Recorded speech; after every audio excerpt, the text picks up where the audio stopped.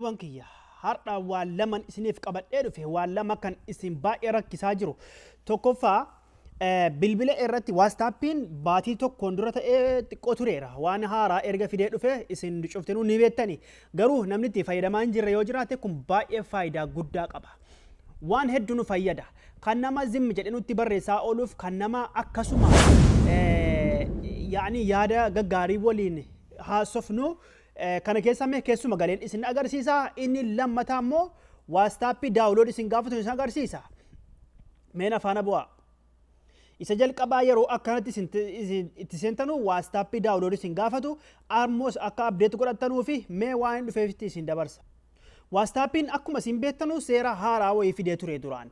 Seerri haaraa isin fidee amma fakkeenyaaf sagalee nama kanaa qabe hundasaa yoo taa'e akka bilbila keessan guutu ni beektanii bilbila keessan guutaa. Garuu yoommoo isa ofiin irraa gubu otomaatikii irraa gubu waastaappiin dhiheenya waan haaraaf gadhiisa sababni jarri waan sana gadhiisaniif sababa waastaappiin kun yoo irra ture fuul yoo jedhe bilbila keenya hundarratti rakkoo fida sababa waastaappii kana qofa jechuudha. Sababa sana wanni kun fide taayimiin akkaataa irratti cufatan jechuudha kan ofumaan sagalee namaa irraa haqu kan qulqulleessu sagalee namaa.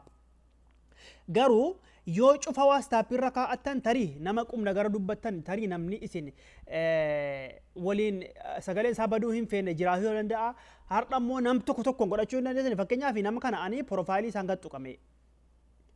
Yoon akkana piroofaayilii isaa gad tuqee amma ani kan isaa qofa godhachuun fedha. Akka inni yeroo naa barreesse dafee guyyaan fedhetti irraa cufatu. Fakkeenyaaf gizeen akkana ol harkisee gama dhumaatti kunoo bakka oofi jettu wayii jirti.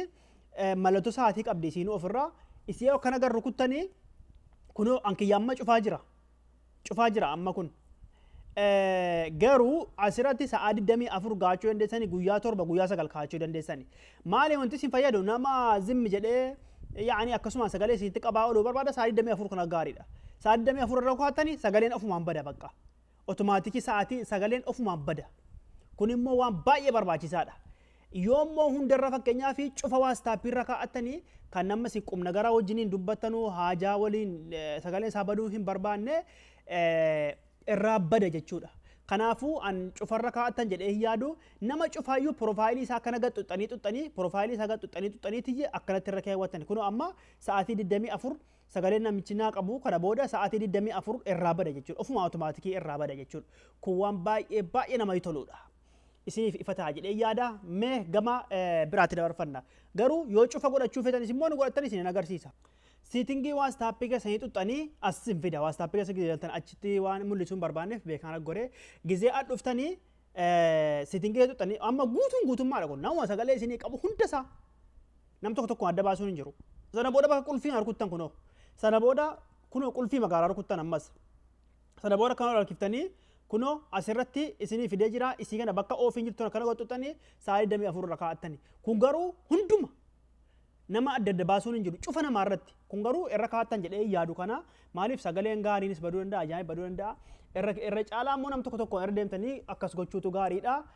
Yoo kana godhattanis yaada keessanii warroota waastaappiin daawulood isin gaafatu isin agarsiisa. Amma fakkeenyaaf hogguma akkana waastaappiitti galtanii daawulood isin gaafata kunoo akkanatti. Daawulood isin gaafata isin bakkuma daawulood jedhu kan harkuttanii.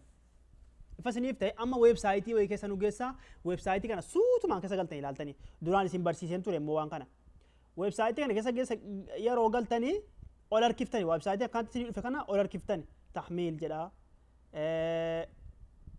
Bakka inni tahmiil jedhu sanatti tuquun dandeessanii yoo feetanis ol harkiftanii.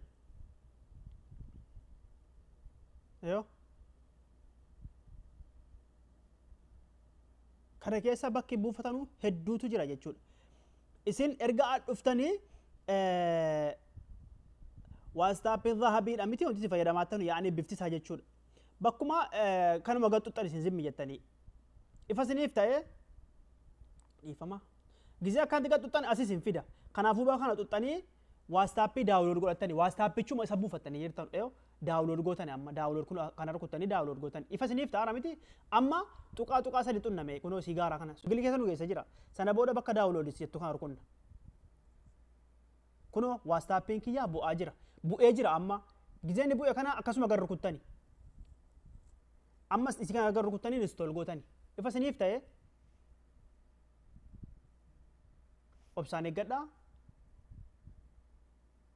asirratti akka tasaasattanii keessaan baane hin tura asirratti xiqqoo isinii tura kiyya amma turee jira anatu viidiyoo addaan cite malee turee jira ammas ittuma fufeeti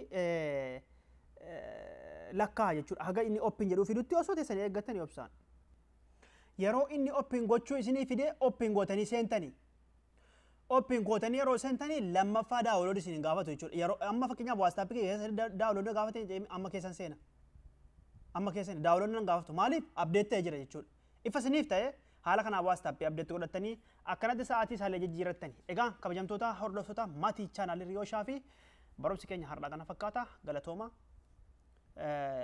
yoollee barumsa dabalataa fetan karaa yuutuubiin argachuu dandeessanii warri yuutuubii